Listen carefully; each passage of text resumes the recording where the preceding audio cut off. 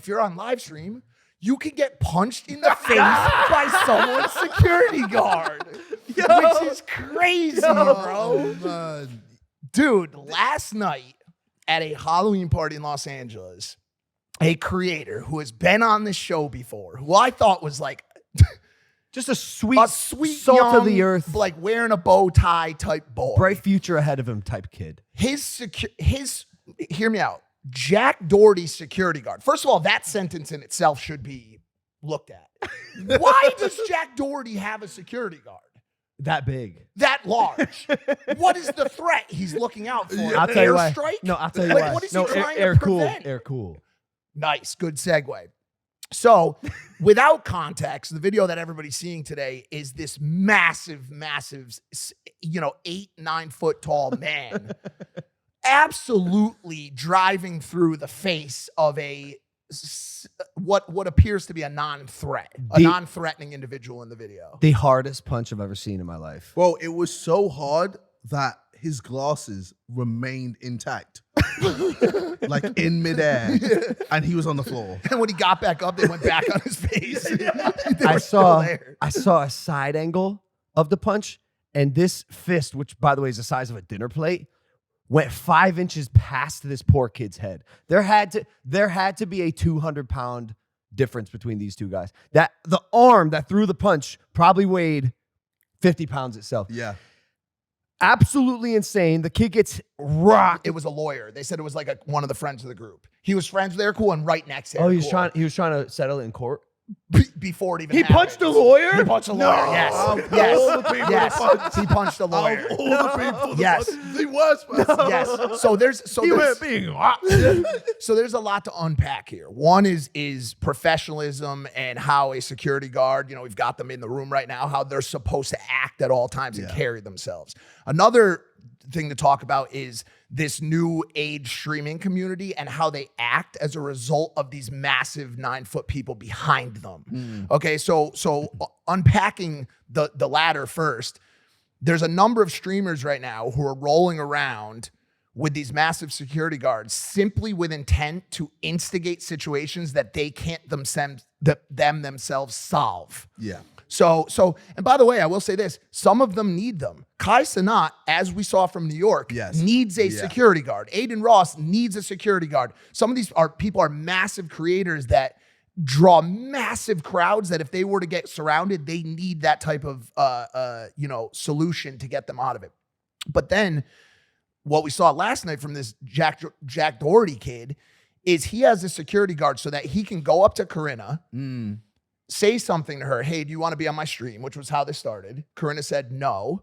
And basically I just don't want to do your stream. It wasn't very rude. Walked away and he basically said something along the lines of, well, you're a fucking whore anyways. You know what I'm saying? Because he feels like he can just say whatever he wants because he has the backing of these security guards. Yeah. So the kid that ended up getting punched pressed this kid, pressed him, not physically, but just really was in his face. Air Cool was in his face. As us men obviously should do if a girl that we know is talked about in that way or threatened or whatever, right? Like, we're going to stand up for our girls and our friends, right? Press them, conversationally, which then led to this scenario where, as any human with half a brain watching this video can see, a non-threat of a human got annihilated. Yeah. Like you can say whatever you want about the context leading up to that punch. The man's hand was like this, like he wanted someone to put a ring on it. And homeboy smacked it down and just drove through his face. He collapsed backwards and went to hit his head. I think his head may have landed on a shoe. I could be misreading that. But that could have saved his life, man, because that whiplash of hitting the back of your head. And I gotta say, let's not downplay how quick the kid got up. Yeah. That was a flash knockdown at best. Bro, it was wild. But I mean, you can tell he's definitely dazed. And has no idea where he is. Or what's going on. Sure. I guarantee that guy has never been hit as hard as that and will probably never be hit as hard as that again in his life. The first time you get hit, really hit, bro. Like hit. It's an eye opener. Yeah. They're like, oh wow, it's an eye closer too. Yeah. It humbles you. I think most people could could use a good hit in the face. I really do think so. Yeah. It's like Mike Tyson said. He said everyone has a plan until they get hit in the face. And I think it's like an instant way to humble everyone and make them rethink the bad parts of their life.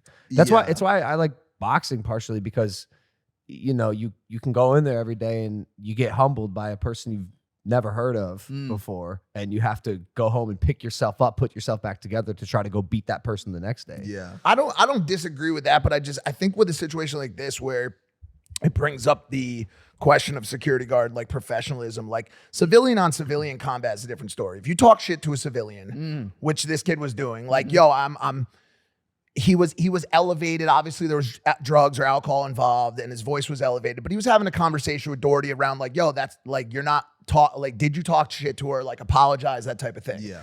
When you have that type of back and forth, you don't have in the back of your mind the idea that someone not involved in the situation who is there professionally, paid to be there, is going to actually absolutely demolish your skull. Well, I mean, right? There was just a huge difference in weight, size. It's like, why? It's a problem all with around. a security guard, you've got like just, if anything, de-escalate the situation. That's number one. That's for always. security. Yeah. That's you the don't protocol. want it to get worse. Well, I don't know if somebody sent me a text just now that said, "Hey, do you want some ammo on this situation?" Basically saying he's not an actual security guard. Like that's the other problem. Apparently, it's a hobby. It's a kind of that's the other problem. Like when you hire these guys that are security guards just by way of the fact that they're massive and angry, it's gonna end badly for you. I know all your guys' details. Yeah, they are completely dialed in professionally. They're either ex-military or ex-cops or something of the nature, and they understand that it's de-escalation. Second after that, it's like removal of the threat, meaning pick up and carry, put a body in front of them and the subject. But the idea of actually punching someone in the face like that, it puts you guys at risk. Well, for lawsuits, for all kinds of stuff. Instantly. Yeah, I think he used to be the Migos' bodyguard. Far different environment than Jack Doherty. Bro, it's just literally night and day. Hey guys, if you like that clip, hit the subscribe button. And if you want to see more zany clips, click the video right here.